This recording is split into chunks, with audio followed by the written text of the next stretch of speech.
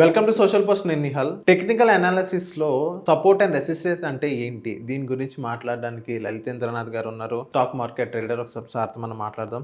Hello sir, welcome to social post. Hello sir, ఇప్పుడు support and resistance అంటే ఏంటి technical analysis లో? So బేసిక్గా సపోర్ట్ అండ్ రెసిస్టెన్స్ అనేది నేను మీకు ఫస్ట్ ఒక ఎగ్జాంపుల్ ద్వారా చూపిస్తాను. ఓకే. దాని తర్వాత దాని గురించి ఇంకొంచెం ఎలాబొరేటెడ్గా ఎక్స్ప్లెయిన్ చేస్తాను. ఓకే. ఒకసారి మార్కెట్ రెసిస్టెన్స్ బ్రేక్ అయిన తర్వాత మళ్ళీ ఎక్కడో ఒక చోట ఒక సపోర్ట్ బ్రేక్ అవుతుంది. ఆ సపోర్ట్ బ్రేక్ అయ్యే వరకు కూడా ఈ మార్కెట్ అనేది మనకి అప్ ట్రెండ్లోనే వెళ్తుంది. అదేవిధంగా మార్కెట్ అనేది ఒక సపోర్ట్ బ్రేక్ చేసిన తర్వాత మళ్ళీ తిరిగి ఎక్కడో ఒక చోట రెసిస్టెన్స్ బ్రేక్ చేసే వరకు మార్కెట్ అనేది డౌన్ ట్రెండ్లోనే వెళ్తుంది. ఎప్పుడైతే మార్కెట్ ఒక పర్టికులర్ రెసిస్టెన్స్ని కానీ సపోర్ట్ని కానీ బ్రేక్ చేయలేకపోతుందో అప్పుడు రెసిస్టెన్స్ దాకా వెళ్తూ ఉంటుంది, సపోర్ట్ దాకా వస్తూ ఉంటుంది.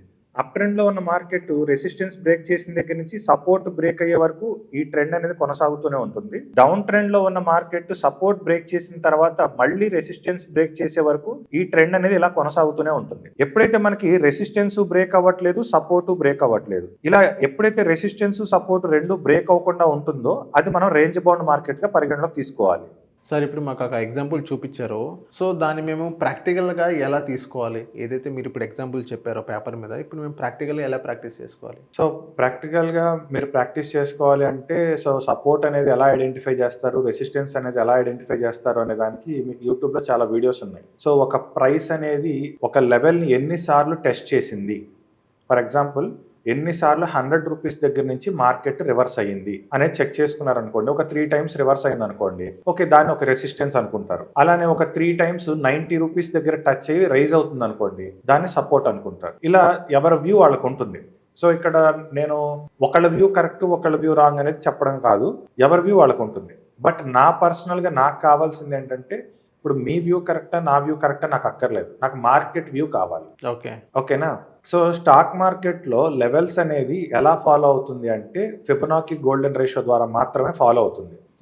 అందుకని నేనేంటంటే గోల్డెన్ రేషియో బ్రేక్అవుట్స్ని మాత్రమే ఐడెంటిఫై చేసుకుంటాను. సో దానికి నేను నా ఓన్గా నేను ప్రోగ్రామ్ రాసుకుని నా ఓన్ టూల్ నాకు ఉంటుంది. ఓకే. సో అక్కడ నేను సపోర్ట్ అండ్ రెసిస్టెన్స్ని ప్రాక్టికల్గా చూసుకుంటాను. ఓకే, ఎక్కడ సపోర్ట్ బ్రేక్ అయింది, ఎక్కడ రెసిస్టెన్స్ బ్రేక్ అయింది అనేసి. సార్, ఇప్పుడు గోల్డెన్ రేషియో అంటే 0.618, అదే దాని కింద వస్తుందా సార్? ఇప్పుడు గోల్డెన్ రేషియో అంటే 0.618. ఓకే. అలానే మనకేంటంటే స్టాక్ ప్రైసెస్లో కూడా ప్రతి ప్రైస్కి ఒక గోల్డెన్ రేషియో ఉంటుంది. ప్రతి ప్రైస్కి ఒక గోల్డెన్ రేషియో ఉంటుంది. ఓకే. అయితే మనం ప్రతి ప్రైస్ని చూడకుండా ఒక బ్రేక్అవుట్ దగ్గర మాత్రమే మనం ఐడెంటిఫై చేసుకుంటాం. ఒక పర్టికులర్ రెసిస్టెన్స్ పాయింట్ దగ్గర కానీ ఒక సపోర్ట్ పాయింట్ దగ్గర నుంచి కానీ మనం బ్రేక్అవుట్స్ని ఐడెంటిఫై చేసుకుంటాం. ఓకే. సో అది నేను ఆల్రెడీ ప్రోగ్రామ్ చేసుకుని ఉన్నాను కాబట్టి నేను ఎవ్రీ టైము ఇక్కడ సపోర్ట్ ఉంది, ఇక్కడ రెసిస్టెన్స్ ఉందని నేను మార్క్ చేసుకోను. నాకు బై డిఫాల్ట్ లైవ్లో వచ్చేస్తూ ఉంటాయి, డైనమిక్గానే జనరేట్ అయిపోతూ ఉంటాయి, లైవ్లో వచ్చేస్తుంటాయి. సో నేను ఆ సపోర్ట్ రెసిస్టెన్స్ని యూజ్ చేసుకుని నేను ట్రేడింగ్ అనేది చేసుకుంటాను. ఓకే. సార్, ఇప్పుడు గోల్డెన్ రేషియో వచ్చింది కాబట్టి గోల్డ్ గురించి నాకు ప్రతిదాన్ని దాని ప్రైస్ ఉండేది, గోల్డెన్ వచ్చింది కాబట్టి నాకు గోల్డ్ గురించి ఒక ఇంట్రెస్టింగ్ క్వశ్చన్ వచ్చింది.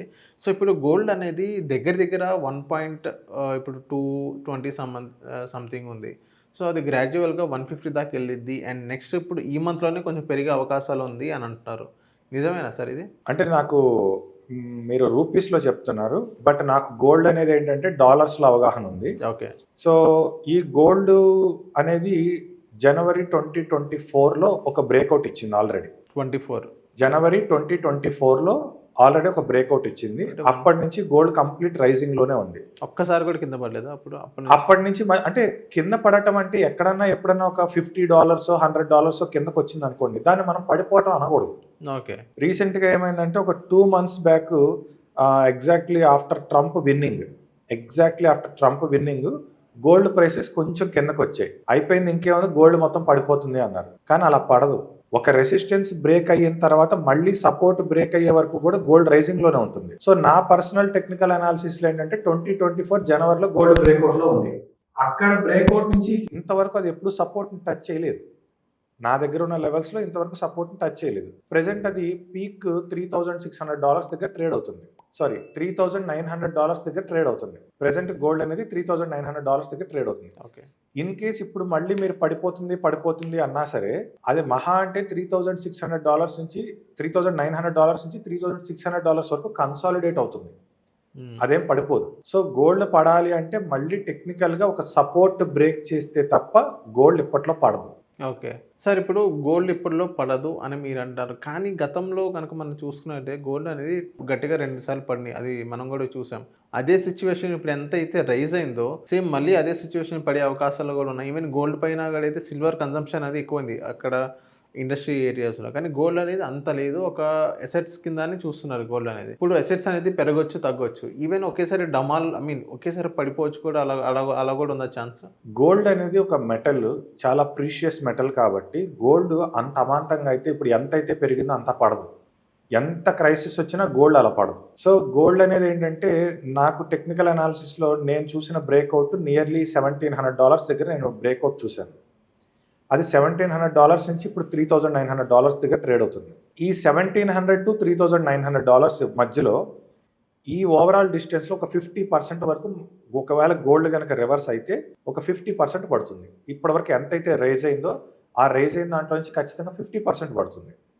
అంతే తప్ప మొత్తం జీరో అయిపోతుంది అని చెప్పేసి మనం చెప్పం. కేవలం 50% మాత్రమే పడుతుంది. ఇప్పటి వరకు రైజ్ అయిన దగ్గర నుంచి అంటే నేను డాలర్స్లో $1,700 దగ్గర నేను బ్రేక్అవుట్ అబ్జర్వ్ చేశాను. అక్కడి నుంచి ఇప్పుడు 3,900కి వచ్చింది. మళ్ళీ 1,700 పడిపోయేది అవకాశం. 1,700కి ఎట్టి పరిస్థితుల్లో రాదు. 2,000 వస్తుందా? 2,500 2,600 ఆ రేంజ్కే వస్తుంది తప్ప మళ్ళీ 1,700 టచ్ అవ్వదు.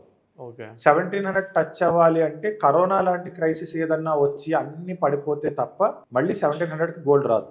ఓకే. మళ్ళీ కరోనా అంటే ఏమైనా వస్తే అప్పుడు గోల్డ్ ఏమైనా పడే అవకాశం అప్పుడు పడే అవకాశం. ఈ లోపు జరిగేదంతా కన్సాలిడేషన్. తర్వాత ఖచ్చితంగా రైజ్ అయిన ప్రతిదీ పడాల్సిందే. అది గోల్డ్ అయినా స్టాక్ అయినా ఏదైనా సరే రైజ్ అయిన ప్రతిదీ పడాల్సిందే. ఆ టైం రావాలి. పడడం అంటే హ్యూజ్గా పడడం. ఈ 50% పడిపోవడం అంటే ఆ 50% పట్టడానికి కూడా బ్రేక్అవుట్ సహకరిస్తేనే పడుతుంది. ఓకే.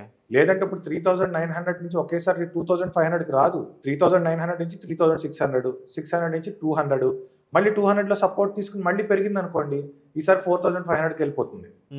అలా ఉంటుంది. ఒకవేళ సపోర్ట్ లెవెల్ అనేది ఒక ఫర్ ఎగ్జాంపుల్ 3,200 దగ్గర సపోర్ట్ లెవెల్ ఉందనుకోండి, 3,200 అనే సపోర్ట్ బ్రేక్ అయితే అప్పుడు గోల్డ్ 2,200 వరకు వచ్చే అవకాశం ఉంటుంది. ఓకే. 2,200 వరకు అవకాశాలు ఉంటాయి. అలా టెక్నికల్గా మాట్లాడుకుంటే సపోర్ట్ బ్రేక్ అయితేనే దాని ఒరిజినల్ ఫాల్ స్టార్ట్ అవుతుంది. ఇప్పుడు అది కంప్లీట్ పాజిటివ్ బ్రేక్అవుట్లోనే ఉంది. సో ఏ రకంగా చూసుకున్నా ఇప్పుడు ఎంత ఫాల్ జరుగుతున్నా సరే అది కన్సాలిడేషన్ అవుతుందా తప్ప గోల్డ్ పడటం కాదు. ఇప్పుడు కన్సాలిడేషన్ అవుతుంది అని. సిల్వర్ కూడా అదే సిచ్యువేషన్ ఉందా సార్? ఇప్పుడు గోల్డ్ కన్సాలిడేషన్ లో కూడా లేదు, ఆల్ టైమ్ హైలో ఉంది. గోల్డ్ ఆల్ టైమ్ హైలో ఉంది. సో ఈ హైలో ఇప్పుడు అందరూ పడిపోతుంది అని అనుకుంటున్నారు కాబట్టి ఇన్ కేస్ ప్రైస్ ఒకవేళ కిందకు వస్తే అది కన్సాలిడేషన్ కానీ పడిపోవటం కాదు. ఓకే. ఇప్పుడు సిల్వర్ కూడా అదే సిచ్యువేషన్. ఏదైనా ఒకటే స్ట్రాటజీ ఫాలో అవుతుంది. ఓకే. అండ్ నెక్స్ట్ గతంలో చూసుకున్నట్లయితే సిల్వర్ అండ్ గోల్డ్ రెండు ఒకే ప్రైస్ లో మనం అబ్జర్వ్ చేసాం. సో ఆ సిచ్యువేషన్ కూడా వచ్చే అవకాశాలు ఉన్నాయంట సార్ ఇప్పుడు గతంలో? గోల్డ్ సిల్వర్ ఒకే ప్రైస్ అనేది ఉండదు. ఒకే ప్రైస్ అంటే ఇప్పుడు 10 grams gold and 1 kg silver okay price అలా ఆ సిచ్యువేషన్. అండ్ ఇప్పుడు కూడా అదే సిచ్యువేషన్ వచ్చే అవకాశాలు ఉన్నాయా, పెరిగినా కానీ తగ్గినా కానీ? అంటే ఇప్పుడు గోల్డ్ అది సిచ్యువేషన్ అనేది ఏంటంటే మన చేతుల్లో ఉంటుంది. ఇప్పుడు గోల్డ్ బాగా హై అయిపోయింది కాబట్టి అందరూ గోల్డ్ కొనే సిచ్యువేషన్లో లేరు. సో ఇప్పుడు జనాలు గోల్డ్ బదులు సిల్వర్ కొనుక్కుంటే బెస్ట్ అని చెప్పేసి సిల్వర్కి మైగ్రేట్ అయ్యారు అనుకోండి, ఆబ్వియస్గా సిల్వర్కి డిమాండ్ పెరుగుతుంది కదా. అవును. అలా మారాల్సిందే తప్ప మామూలుగా అయితే గోల్డ్ సిల్వరు ఆల్మోస్ట్ ఎప్పుడు ఒకటే రేంజ్లో వెళ్తూనే ఉంటాయి. ఓకే. సిల్వర్ గోల్డ్ను డామినేట్ చేయాలంటే జనం మైండ్ సెట్లో మార్పు వస్తే కానీ సిల్వర్ గోల్డ్ని డామినేట్ చేయదు. అది అయ్యే పని కదా, అంత ఈజీగా కాదు. ఎంత కాదనుకున్నా మన ఇండియన్ సైకాలజీ ఏంటంటే ఎంతో కొంత గ్రామ్ కొనలేకపోతే అరగ్రామ్ కొంటారు, అరగ్రామ్ కొనలేకపోతే తులం కొంటారు, అలా ఎంతో కొంత కొంటూనే ఉంటారు. Okay. So thank you sir మా థ్యాంక్ యూ. వచ్చినందుకు.